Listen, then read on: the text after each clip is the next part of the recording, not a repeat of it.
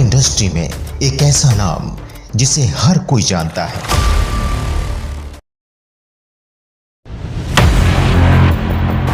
खबर है राजधानी दिल्ली के द्वारका इलाके से, जहां आशीर्वाद स्पेशल एजुकेशन स्कूल द्वारा दिव्यांग बच्चों के लिए आईटी सेक्टर में एक अहम कदम रखा गया है। आपको बता दें, संस्था ने दिव्यांगों के लिए कंप्यूटर सेंटर का तोहफा दिया है। इस मौके पर कई सामाजिक लोगों ने बढ़ चढ़कर हिस्सा लिया और आगे बढ़कर अपनी सहभागिता भी निभाई।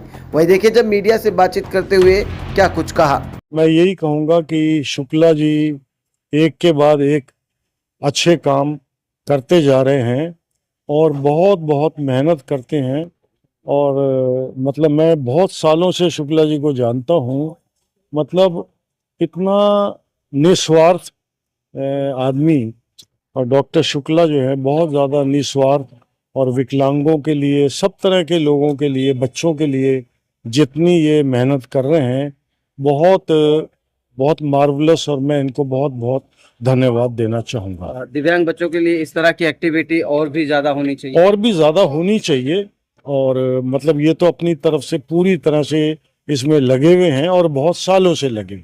आप लोगों का सहयोग सर किस तरह से रहता है? हम लोगों का, मैं तो कहूँगा कि हमारा सहयोग तो बिल्कुल जैसे एक समुद्र में बूंद के बराबर है।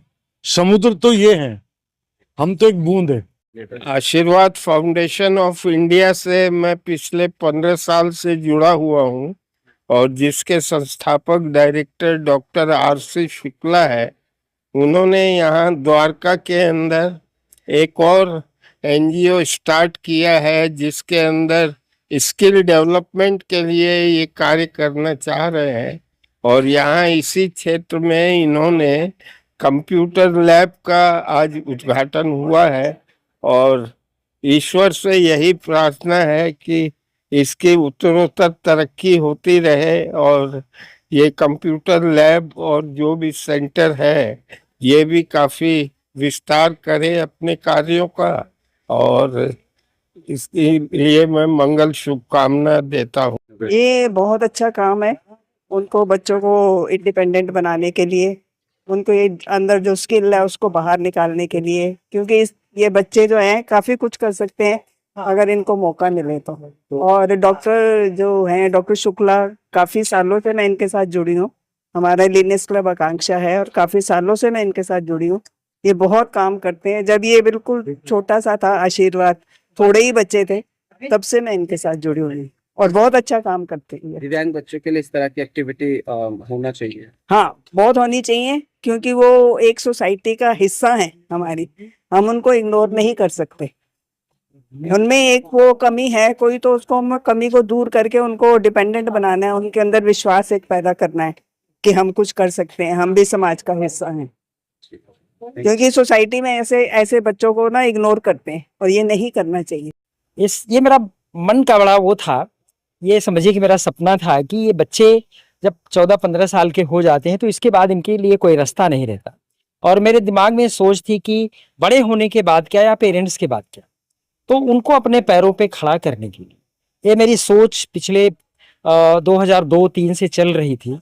और धीरे धीरे हम अपने उसी सेंटर में, जहाँ ये बच्चों का स्कूल है, वहीं पे उन्हें ट्रेनिंग करना, सारा चीज़ें करना, कंप्यूटर की ट्रेनिंग करते थे। उसमें डेटा एंट्री का काम, टैली का काम, थोड़ा थोड़ा उसको सिखाते थे। लेकिन इसको बड़ा करने के लिए कई सारे ऐसे पेरेंट्स हैं जो हमें कहते थे कि हमारे बच्चा को और समय देने की ज़रूरत है, और बड़ा होना चाहिए, और कुछ चीज़ें सीखना चाहिए। तो इसी को ध्यान में रख करके हम लोगों ने ये कहा कि अब हम और बच्चों को कैटर करेंगे। करीब 50 से 60 ऐसे बच्चे होंगे जिनको हम ट्रेनिंग देंगे। उनको डेटा एंट्री का काम सिखाएंगे, उन्हें टैली का काम सिखाएंगे, वो फोटोशॉप पे काम कर पाएंगे।